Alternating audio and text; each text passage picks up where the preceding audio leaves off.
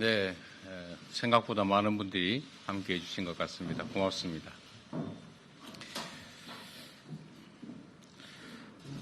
존경하는 국민 여러분, 그리고 당원 여러분, 제가 병실에 누워 있을 때 태안의 한 가족이 삶을 포기했습니다.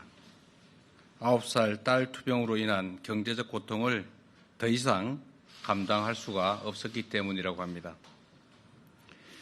저는 불의의 사고에도 많은 분들의 도움으로 무사히 살아 돌아왔습니다. 그러나 지금 이 순간에도 한숨 짓고 눈물 흘리면서 생사를 고민하는 분들이 계십니다. 이분들의 손을 누가 잡아주겠습니까? 이런 분들을 살리는 정치가 되어야 됩니다. 각자 도생으로 내몰아 죽이는 정치가 아니라 함께 사는 세상을 만들기 위해 정치가 제 역할을 해야 됩니다. 2024년 오늘 겹겹의 위기가 우리 국민의 삶을 위협하고 있습니다. 세계의 주목을 받던 대한민국 경제가 추락 중이고 때 아닌 전쟁 위기가 몰려오고 있습니다. 인구 감소로 국가 존속을 걱정해야 하고 아시아 제일로 평가받던 민주주의가 파괴되고 있습니다. 우리 대한민국이 민생, 전쟁, 저출생, 민주주의라는 측면에서 4대 위기에 처했습니다. 윤석열 정권의 독단과 무능으로 대한민국이 무너지고 있습니다. 경제 문제를 좀 보겠습니다. 우리 경제는 지난해 외부 충격도 없이 1%대 성장이라는 역대급의 위기를 겪었습니다. 지금도 그 침체는 지속 중입니다. 잃어버린 30년, 장기 침체 중인 일본에 마저 성장률을 역전당했습니다.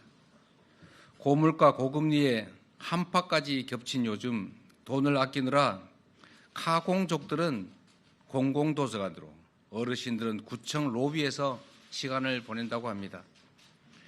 불황이 지속되면서 배달 음식에 껴온 음료까지 중고시장에 내다 파는 일이 성행합니다. 마른 수건 짜듯이 생활비를 아껴봐도 이자에 월세 감당이 벅찬 게 우리 국민들의 삶의 현실입니다. 윤석열 정부는 임기 초부터 지금까지 꾸준하게 초부자 감세를 추진해 왔습니다. 초부자 감세로 경제가 성장할 것이라면서 있지도 않은 이른바 낙수 효과를 내세웠지만 실제 현실은 어떻습니까? 성장은커녕 막대한 세수 결손만 초래하고 재정 부족에 따른 서민 지원 예산 삭감, R&D 예산 대규모 삭감을 불러왔습니다. 부동산 PF 문제, 폭발 직전에 이른 금융 위험도 대책을 찾지 못한 채 레고랜드 사태처럼 뒷북을 치거나 미루기만 하고 있습니다. 문제가 생겼을 때 신속한 대책을 마련하는 것이 정부의 역할 아니겠습니까? 그런데 해법은 없이 대통령이 경로했다 이런 얘기만 들려옵니다. 물가가 오르니까 기업의 팔을 비틀고 이자가 부담되니까 은행의 팔을 잡아당깁니다. 금감원장도 대출금리부터 취약자주 대책까지도 건건이 금융사 사장단 불러 모으는 게 일입니다. 제대로 하는 일이 없으니 제대로 되는 일이 있겠습니까? 민생은 고사 직전이고 경제는 심각한 침체입니다. 먹고 사는 문제를 등한시한 윤석열 정권 2년의 적나라한 성적표입니다. 이러다 정말 전쟁 나는 거 아닌가? 이런 국민들의 불안과 공포가 광범위하게 퍼져가고 있습니다. 갈루치 전 북핵 특사의 동북아 핵전쟁 발생 가능성 발언에 이어서 북한이 몇 달 안에 한국에 치명적 공격을 할 가능성이 있다는 미 정부 관계자의 전망까지 나왔습니다. 한반도 상황이 한국 전쟁 이래 최대 위기라는 그런 진단의 체감이 계속 높아집니다. 남북 관계가 쉬웠던 적은 한 번도 없었습니다만 국민이 전쟁을 걱정하는 이 상황은 분명 정상이 아닙니다. 윤석열 대통령이 취임 시에 밝힌 담대한 구상은 결국 온 국민의 머리 위에 놓인 거대한 시한폭탄으로 변해가고 있습니다. 북한은 민족 동질성마저 부정하며 대한민국을 불변의 주적이라 규정했습니다. 무력 도발을 이어가며 전쟁 가능성을 과시하기 바쁩니다. 결코 용납할 수 없는 일입니다. 남북한 간 서로 물러서지 않는 강대강 치킨 게임 속에서 완충구역은 하나도 남지 않았습니다. 이러한 군사적 긴장과 위협은 남과 북 모두에게 조금도 도움이 되지 않습니다. 연평도, 철원, 파주 주민들은 9.19 남북 군사합의를 복원하고 남북 대화를 시작해달라고 기자회견까지 하며 호소합니다. 연평도에는 13년 만에 대피령이 내려졌고 주민들은 생존 위협에 시달리고 있습니다. 휴전선 부근 주민들은 민간단체의 대북전단 살포, 군의 무인 정찰기 가동 때문에 무력 충돌이 벌어지지 않을까 전전긍긍합니다. 한밤에 서울 동작대교에 12대의 장갑차와 무장병력이 등장해서 놀란 시민들이 신고하고 많은 분들이 가슴을 쓸어내렸습니다. 수백만이 죽고 전 국토가 초토화됐던 6.25 전쟁도 어느 날 갑자기 우연히 일어난 것이 아닙니다. 38선에서 크고 작은 군사 충돌이 누적된 결과였음을 결코 잊지 말아야 합니다. 평화를 구축하고 군사적 긴장을 완화하기 위한 노력을 절대 게을리해서는 안 됩니다. 전쟁 위험은 1000만분의 1이라도 결코 높여서는 안 됩니다. 만에 하나 북풍 사건, 총풍 사건처럼 정략적 이익을 위해서 국민 생명을 담보로 전쟁 게임을 시도하는 것이라면 당장 중단해야 합니다. 역사가 용서하지 않을 것입니다.